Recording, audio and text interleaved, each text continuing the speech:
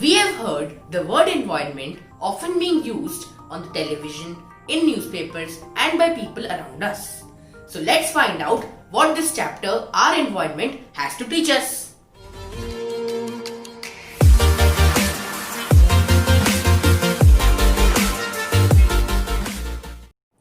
Hi friends, welcome to Class 10 Science, Chapter 15, Our Environment.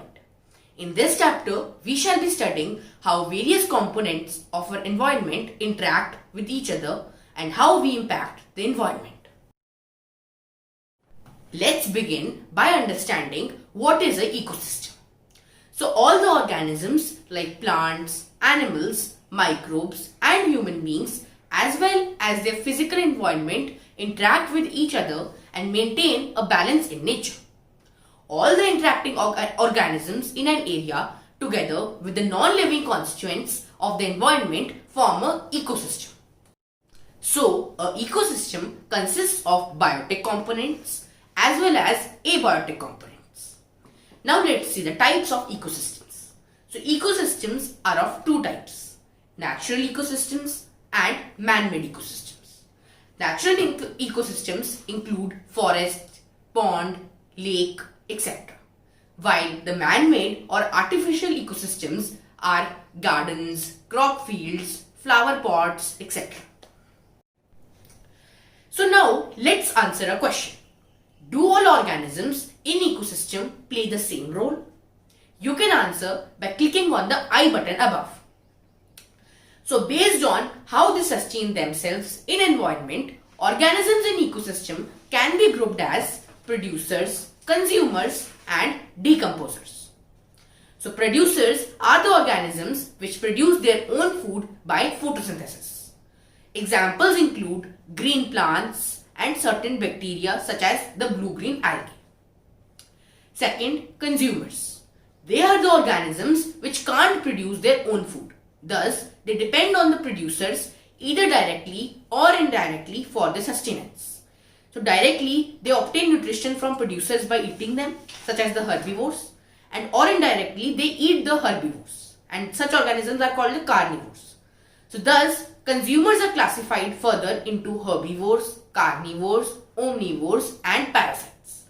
Examples of herbivores are cows, carnivores such as lion, omnivores such as bear and human beings, and parasites like leech, cuscata, lice, etc. And the third group of organisms are called decomposers. So as their name suggests, they break down the complex organic substances into simple inorganic substances which go into the soil. Uses of decomposers.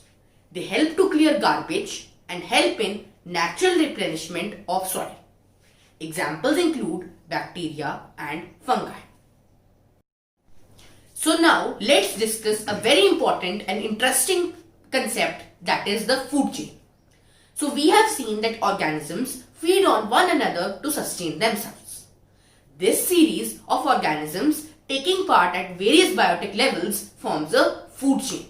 So food chain is nothing but a series of organisms obtaining nutrition from each other. This involves a flow of energy between various components of environment. At each step or level of the food chain forms a trophic level. So now we know that each step or level of a food chain is called trophic level. So let's see the different trophic levels in the food chain. The first trophic level is formed by autotrophs or producers, such as the green plants. They fix up solar energy and make it available for the consumers. The second trophic level is formed by herbivores or the primary consumers, such as rat. The third trophic level is formed by small carnivores or secondary consumers such as the snake.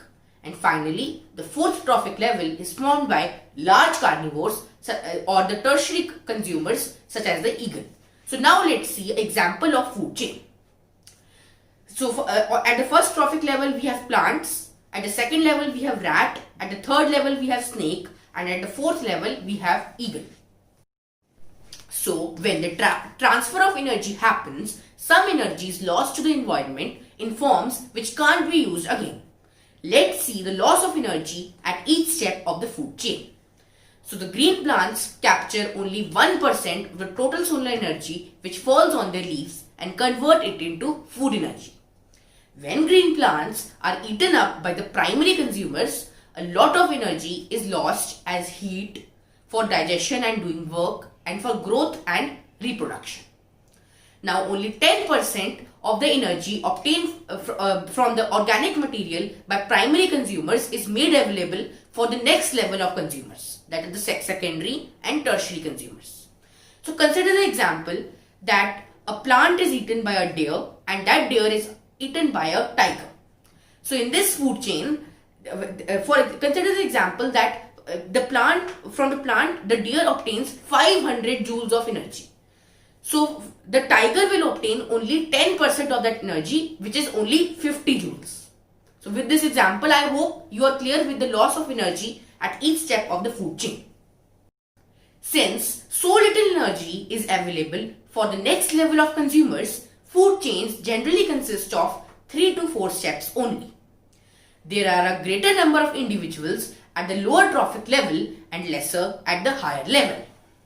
Each organism is generally eaten by 2 or more kinds of organisms, which in turn are eaten by several other organisms.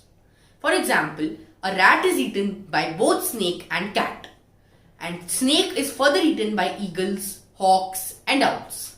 So instead of a straight line food chain, the relationship can be shown as a series of branching lines called a food web. A food web consists of several food chains. Now, let's see few important facts about food chains. So, in a food chain, the flow of energy is unidirectional.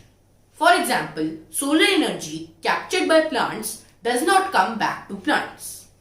Second, energy available at each trophic level gets diminished or less. And third, unknowingly, some harmful chemicals enter our body through the food chain. This process is called biological magnification. Now let's study this process of biological magnification in detail. We use pesticides and other chemicals to protect our crops. These chemicals are washed into the soil or water bodies. From soil, they are absorbed by plants, and from the water bodies, they are taken up by aquatic plants and animals. As these chemicals are not degradable, they get accumulated progressively at each trophic level. As humans occupy the top level at any food chain, the maximum concentration of these chemicals gets accumulated in our bodies. This has harmful effect on our bodies. So this is all for today. In the second and last part of this chapter, we shall discuss how do our activities affect the environment. So stay tuned.